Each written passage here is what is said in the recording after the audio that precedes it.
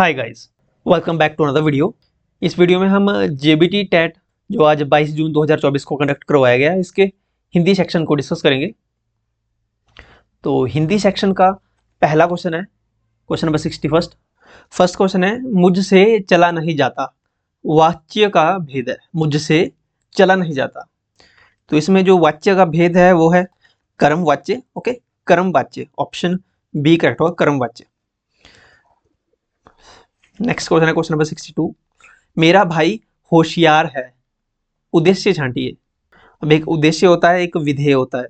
तो इस वाक्य में उद्देश्य जो है, उद्देश्य है यहाँ पे भाई, यानी मेरा भाई। मेरा भाई यहाँ पे उद्देश्य है। अब उद्देश्य क्या होता है? उद्देश्य वो होता है जिसके बारे में बात की जाती है। ओके, जिसके बारे में कुछ बताया जाता है उसे कहते हैं उद्देश्य, यानी मेरा भाई। तो ऑप्शन ए करेक्ट होगा। नेक्स्ट क्वेश्चन है क्वेश्चन नंबर 63। अघोष वर्ण छांटिए। अघोष वर्ण, अब दो टाइप के वर्ण होते हैं, एक अघोष एक सघोष। अब हर वर्ग का फर्स्ट और सेकंड जो व्यंजन होता है, फर्स्ट और सेकंड व्यंजन, वो होता है अघोष व्यंजन, वो अघोष वर्ण। ओके, जैसे क, ख, च, छ, ट, ठ, त, थ, त, थ, यानी दूसरा सेकंड व्यंजन आ गया थ। तो ऑप्शन बी करेक्ट होगा। ओके, अघोष में देखते हैं फर्स्ट और सेकंड व्यंजन, और सघोष में आते हैं थर्ड, फोर्थ और फिफ्थ व्यंजन। ओके, सघोष में, यहाँ अघोष पूछा था तो सेकंड व्यंजन आ गया थ। ऑप्शन बी करेक्ट होगा। नेक्स्ट क्वेश्चन है क्वेश्चन नंबर 64। नासिक्य व्यंजन है। तो नासिक्य व्यंजन यहाँ ऑप्शन में जो देखा गया है झ, ढ, श, ह। तो यहाँ पे ड जो है ये नासिक्य व्यंजन है। ओके, अगर नासिक्य व्यंजन की बात करें तो एक तो तो यहाँ पे ऑप्शन में दिया है ड, य, ण, न और म, ये नासिक्य व्यंजन है। ओके, 1 2 3 4 5 और 6, ऑप्शन बी करेक्ट होगा इसमें। अगला क्वेश्चन है क्वेश्चन नंबर 65। व्यक्तिवाचक संज्ञा है। व्यक्तिवाचक संज्ञा यहाँ पे मेज, हिमालय, बुढ़ापा, आदमी। तो आदमी ये कौन सी संज्ञा है? ये जातिवाचक है। व्यक्तिवाचक पूछिए तो मेज व्यक्तिवाचक है, ऑप्शन ए करेक्ट होगा। अगला क्वेश्चन है क्वेश्चन नंबर 66। द्वित्व व्यंजन है। द्वित्व व्यंजन कौन कौन से हैं यहाँ पे? साक्षात्कार, दर्पण, स्वर्ग और अम्मा। तो इस क्वेश्चन में 1 से 2 ऑप्शन में कंफ्यूजन है कि कौन सा होगा, तो इस क्वेश्चन को अभी हम स्किप करेंगे। ओके, कमेंट सेक्शन में लिखिए अगर आपको करेक्ट आंसर इसका पता है कि कौन सा आंसर करेक्ट होगा। हस्ताक्षर होगा, अम्मा, स्वर्ग, दर्पण, कौन सा होगा? ओके, क्वेश्चन नंबर 67 है, निम्न में महाप्राण कौन सा यहाँ पे दिया गया है? कौन सा महाप्राण है आपको बताना है, त, ब, ठ या र।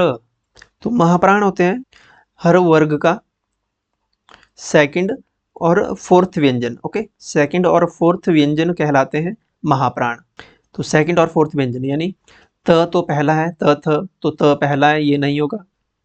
प फ ब थर्ड है, ये भी नहीं होगा।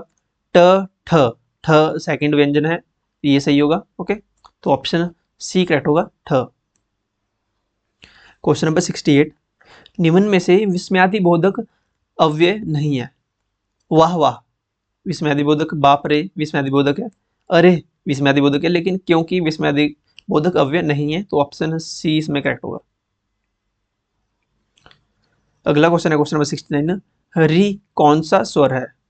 री कौन सा स्वर है? री है ह्रस्व स्वर। ओके, ऑप्शन बी करेक्ट होगा। ह्रस्व स्वर जिनमें कम ध्वनि लगती है एकदम से, ओके, जिनके उच्चारण में कम समय लगता है उन्हें कहते हैं ह्रस्व स्वर। ओके, ऑप्शन बी करेक्ट होगा।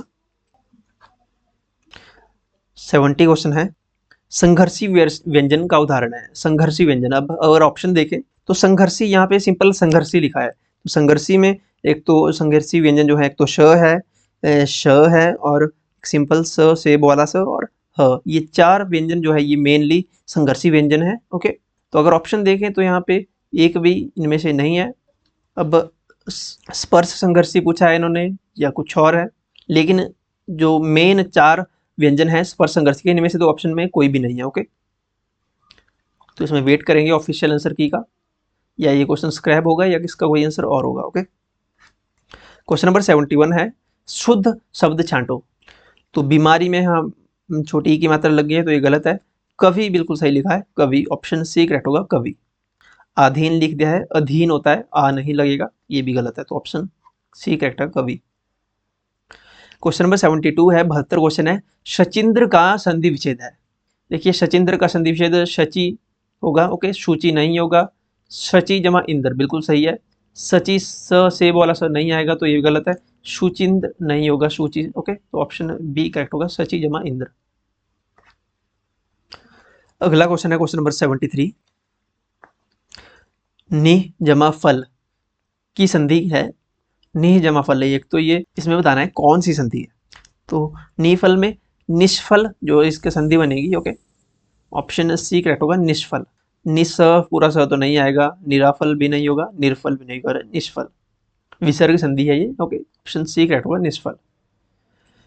क्वेश्चन नंबर 74 में यहाँ पे डेफिनेशन से क्वेश्चन पूछा है, संस्कृत के ऐसे शब्द जो कुछ रूप परिवर्तन के साथ हिंदी में प्रचलित है उन्हें क्या कहते हैं। यानी संस्कृत, वे शब्द जो मेनली संस्कृत में थे लेकिन उनमें थोड़ा परिवर्तन आया और वो हिंदी में अभी यूज होते हैं, तो ऐसे शब्द जो होते हैं उन्हें कहते हैं तद्भव शब्द, ओके।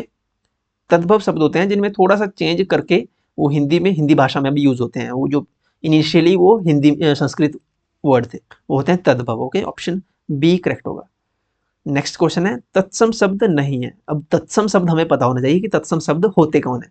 तो तत्सम शब्द जो होते हैं वो संस्कृत भाषा से हिंदी भाषा में एज इट इज ही ले लिए गए हैं, उनमें कोई चेंज नहीं हुआ है, तो उन्हें कहते हैं तत्सम शब्द।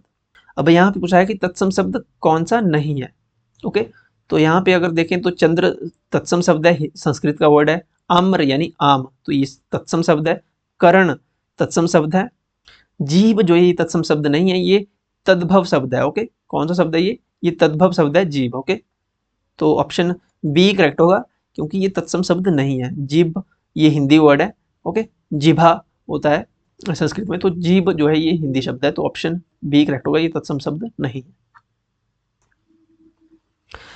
क्वेश्चन नंबर 76 है, 76 क्वेश्चन है, निम्न में से लुंठित व्यंजन है। अब लुंठित व्यंजन एक ही होता है, ओके, आपको सिर्फ ये याद रखना है कि लुंठित व्यंजन र को कहते हैं, ओके। र जो है ये लुंठित व्यंजन है, ऑप्शन बी करेक्ट हो जाएगा इसका, र। अगर क्वेश्चन नंबर 177 को देखें तो यहाँ बोला है, संभव में उपसर्ग है। उपसर्ग लगते हैं आगे, प्रत्यय लगते हैं पीछे, ओके। उपसर्ग लगते हैं आगे, प्रत्यय लगते हैं पीछे, तो उपसर्ग पूछा है संभव में, यानी शुरू में कौन सा उपसर्ग लगा है संभव में। तो संभव में जो उपसर्ग है वो है सम, ओके। सम, भव तो नहीं होगा, उपसर्ग आगे लगते हैं, ये तो पीछे वाला लगा दिया इन्होंने। संभ नहीं होगा, सम भी नहीं होगा, ओके, सम, ऑप्शन बी करेक्ट होगा, उपसर्ग। अगला क्वेश्चन है क्वेश्चन नंबर 78, घुड़सवार में समास है। घुड़सवार यानी घोड़े पर सवार, घोड़े पर सवार। अधिकरण में पर, अधिकरण किसका समास है, अधिकरण आता है तत्पुरुष में, तो ये तत्पुरुष समास है, अधिकरण में पर, घोड़े पर सवार, तो ऑप्शन ए करेक्ट होगा, तत्पुरुष समास। नेक्स्ट क्वेश्चन है क्वेश्चन नंबर 79, भाषा की सबसे छोटी इकाई क्या है। ये क्वेश्चन हमने लास्ट टाइम जो टैट हुआ था उस समय हमने ये क्वेश्चन डिस्कस किया था। ये क्वेश्चन बार बार आता है, भाषा की सबसे छोटी इकाई कौन सी है। तो भाषा की सबसे छोटी इकाई वर्ण है, ऑप्शन ए करेक्ट होगा, वर्ण, ओके। क्वेश्चन नंबर 80 है, अ की कोई मात्रा नहीं होती, वह डैश में ही मिला रहता है। अ की कोई मात्रा नहीं होती, वह किस में मिला रहता है, स्वर व्यंजन में मिला रहता है, या सिर्फ व्यंजन में मिलता है, या सिर्फ स्वर में मिलता है। तो इसका ऑप्शन बी सही हो सकता है, I am not sure, okay, स्वर या व्यंजन, ओके, स्वर व्यंजन दोनों में। तो ऑप्शन बी को हम लेकर चलेंगे कि ये इसका करेक्ट आंसर होगा, ओके। अगला क्वेश्चन है क्वेश्चन नंबर 81, व्यंजन का उच्चारण सदा फिलिंग द ब्लैंक्स की सहायता से होता है। व्यंजन का उच्चारण जो है ये सदा स्वर की सहायता से होता है, ओके, ऑप्शन ए करेक्ट होगा, स्वर की सहायता से। अगला क्वेश्चन है क्वेश्चन नंबर 82, ज का उच्चारण स्थान है, ज का उच्चारण स्थान क्या है। तो ज का उच्चारण स्थान है तालु, ओके। अगर आप ऐसे सीरीज में याद रखें, सबसे पहला आता है कंठ, फिर तालु, फिर मूर्धा, ओके, कंठ, तालु, मूर्धा, फिर फोर्थ में दंत, फिर फिफ्थ में ओष्ठ, ओके। तो कंठ से शुरू होता है कवर्ग, तालु से च्वर्ग, दंत से ट्वर्ग, सॉरी मूर्धा से होता है ट्वर्ग, दंत से त्वर्ग, ओके। यानी क ख ग घ ये कंठ की आवाजें हैं, च छ ज ये तालु, मूर्धा क च ट टवर्ग मूर्धा, ट ठ ड इसमें मूर्धन्य, मूर्धा के साथ जीभ लगती है, और इसके बाद त्वर्ग। ओके, त थ द द, त बोलते हैं तो जीभ हमारी टच होती है दांतों से। ओके, ये प्रैक्टिकली आप याद रख सकते हैं। क च ट त प कंठ तालु मूर्धा दंते ओष्ठ, ऐसे सीरियल में अगर याद रखेंगे तो आपका गलत नहीं होगा। ऑप्शन इसमें बी करेक्ट होगा, तालव्य, तालु में। अगला क्वेश्चन है क्वेश्चन नंबर 83, पीताम्बर कौन सा शब्द है? अब शब्द योग, यौगिक होते हैं, रूढ़ होते हैं और योग रूढ़ होते हैं। अब पीताम्बर ये योग रूढ़ शब्द है। योग रूढ़ शब्द कैसे होते हैं? अब योग रूढ़ शब्द ये तो यौगिक तो होते हैं ये, लेकिन इनका जो मीनिंग निकलता है ये कोई और मीनिंग निकलता है। यानी पीताम्बर यानी पीला है जिसका अंबर, यानी पीले हैं जिसके वस्त्र, यानी किसी गॉड की यहाँ पे बात हो रही है। ओके, किसी अगले पर्सन की यहाँ पे बात हो रही है। पीताम्बर अपने आप में किसी दूसरे का नाम है। ओके, तो यहाँ पे जब ऐसी सिचुएशन होती है तो ये योग रूढ़ कहलाते हैं। यानी कि आप ऐसा समझिए कि जैसा बहुब्रीहि समास में होता है, ओके, वैसा ही योग रूढ़ है। योग रूढ़ और बहुब्रीहि में सेम कंडीशन अप्लाई होती है। ओके, तो ऑप्शन सी करेक्ट होगा इसमें, योग रूढ़। क्वेश्चन नंबर 84 है, सुंदर का पर्यायवाची नहीं है। तो सुंदर का अगर पर्यायवाची देखें तो मंजुल, चारु, रुचिर, ये सुंदर के पर्यायवाची शब्द हैं। सिंधु सुंदर का पर्यायवाची शब्द नहीं है, ऑप्शन डी करेक्ट होगा। नेक्स्ट क्वेश्चन है क्वेश्चन नंबर 85, घन का अनेकार्थी शब्द नहीं है। अगर घन के अनेकार्थी शब्द देखें, इनके पर्यायवाची देखें घन के, तो बादल घन को बोलते हैं, घना घन को बोलते हैं, हथौड़ा भी घन को कहा जाता है। यानी घन आपने सुना होगा कि घन यानी जो बड़ा हथौड़ा होता है, बहुत बड़ा हथौड़ा होता है, उसको घन कहा जाता है। जो बड़े बड़े पत्थरों को तोड़ने के लिए यूज होता है हथौड़ा, यानी तो ये भी घन का ही अनेकार्थी है। यहाँ बचता है गरिष्ठ, ये अनेकार्थी शब्द नहीं है। ओके, तो ऑप्शन डी करेक्ट होगा। अगला क्वेश्चन है क्वेश्चन नंबर 86, भूखे प्यासे में समास है। तो हमने समास जितनी भी बार, हमने कई बार डिस्कस किए हैं, तो हमने बताया है कि जिन शब्दों के बीच में ऐसे डैश आ जाता है ना, तो वो द्वंद्व समास कहलाते हैं। ओके, द्वंद्व समास है। भूखे प्यासे, रात दिन, माता पिता, जिनके बीच में भी डैश आ रहा है, यानी द्वंद्व समास है। ऑप्शन बी करेक्ट होगा। क्वेश्चन नंबर 88, वो इससे नीचे एक और पहले क्वेश्चन नंबर 87 बच गया। अच्छाई में कौन सा प्रत्यय है? उपसर्ग लगते हैं आगे और प्रत्यय लगते हैं पीछे। तो उपसर्ग प्रत्यय अच्छाई में है, यानी पीछे ही होगा। अच्छाई, आई प्रत्यय है इसमें, ऑप्शन नंबर डी करेक्ट होगा। ओके, अच्छाई। क्वेश्चन नंबर 88, पुनरुक्त, पुनरुक्त शब्द का उदाहरण है। अब पुनरुक्त ऐसे शब्द होते हैं जो दो शब्द, एक शब्द है जो बार बार रिपीट होता है, जैसे धीरे धीरे, आगे आगे। जिसका और उदाहरण जैसे खेलते खेलते, बार बार, रोते रोते। जब ऐसे शब्द सेम वर्ड रिपीट होते हैं डैश के साथ, तो ये होते हैं पुनरुक्त शब्द। ओके, ऑप्शन बी करेक्ट होगा। थोड़ा थोड़ा होता अगर थोड़ा के साथ थोड़ा थोड़ा, तो ये भी पुनरुक्त शब्द का उदाहरण होना था, लेकिन यहाँ थोड़ा बहुत है तो ये नहीं होगा। खाना पीना नहीं होगा, सुबह शाम नहीं होगा। सुबह सुबह होता अगर सुबह सुबह, तो ये पुनरुक्त शब्द होता। ओके, तो ऑप्शन बी करेक्ट होगा इसमें, धीरे धीरे।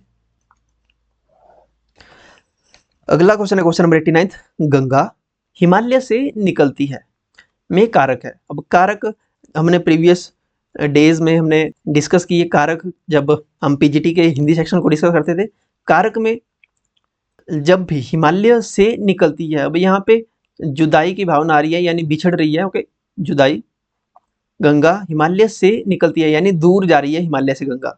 तो ये जो कारक है ये आपादान कारक, आपादान से जुदाई, यानी यहाँ पे दूर जब कोई चीज होती है तो आपादान कारक कहता है। Okay, option D. उदाहरण के लिए जैसे पेड़ से पत्ते गिरते हैं, यानी पेड़ से जो है पत्ते दूर जा रहे हैं। ओके, जब भी दूर जा रही होती है कोई चीज तो ये आपादान कारक के अंतर्गत आती है। ऑप्शन सी करेक्ट होगा। लास्ट क्वेश्चन है हिंदी का, अध्यापक बच्चों को पढ़ाता है। इस वाक्य में क्रिया है, अध्यापक बच्चों को पढ़ाता है। इस वाक्य में जो क्रिया है यह है अकर्मक क्रिया। ओके, ऑप्शन ए करेक्ट होगा, अकर्मक क्रिया। ओके, सो हमने हिंदी के 30 क्वेश्चंस डिस्कस किए। एक या दो क्वेश्चंस जो हैं वो डाउटफुल हैं, उनको हम जब ऑफिशियल आंसर की जाएगी उनमें हम उसको, या उससे पहले भी अगर मेरे को कोई ऑथेंटिक सोर्स मिलता है तो मैं उनको कंफर्म आपको करवा दूंगा। ओके, अगर इन अदर क्वेश्चंस में से किसी क्वेश्चन में अगर आपको डाउट है तो कमेंट सेक्शन में ज़रूर लिखिएगा। और साइकोलॉजी सेक्शन, साइकोलॉजी और जो एनवायरमेंटल स्टडीज जीके वाला पोर्शन था, HP GK, national GK, current affairs वाला पोर्शन 30 क्वेश्चंस, और साइकोलॉजी के 30 क्वेश्चंस, ये हमने इससे पहले की वीडियो में डिस्कस कर लिए हैं। तो उन वीडियोज़ को भी आप चेक कर सकते हो। हमारे साथ टेलीग्राम पे जुड़ने के लिए आपको सिंपली वीडियो की डिस्क्रिप्शन में जाना है, वहाँ पे आपको टेलीग्राम का लिंक मिलेगा, या आपको वीडियो की जो इस वीडियो की फर्स्ट कमेंट होगी वहाँ भी मैंने पिन कर दिया है। टेलीग्राम और व्हाट्सएप दोनों का लिंक आपको मिल जाएगा, वहाँ से आप ज्वाइन कर पाएंगे, व्हाट्सएप का भी और टेलीग्राम का भी। Okay, so thank you so much. अगर चैनल पे पहली बार आए तो सब्सक्राइब करें और वीडियो को लाइक ज़रूर करें। Thank you so much.